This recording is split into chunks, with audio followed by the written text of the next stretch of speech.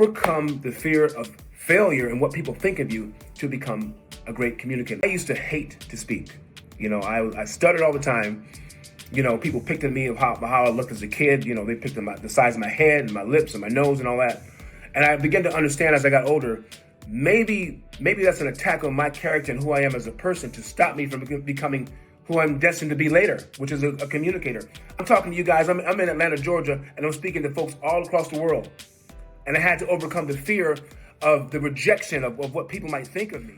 But what I just said was I had to overcome the fear of the rejection. And so I had to keep pushing and I had to keep on believing that I could do this. I had to listen to certain books and isolate myself from negative people and listen to certain mentors and learn how to communicate. Communicating is an art. It's how I move my hands. It's how I look at you in the eye and how I look at the camera and how I convey the message to you. I had to master that and overcome the fear of the rejection of all those naysayers that kept saying, you're ugly and you can't do this. And those are the things that was trying to stop me from my destiny. So overcome the fear of failure and what people think of you to become a great communicator. That's the first step.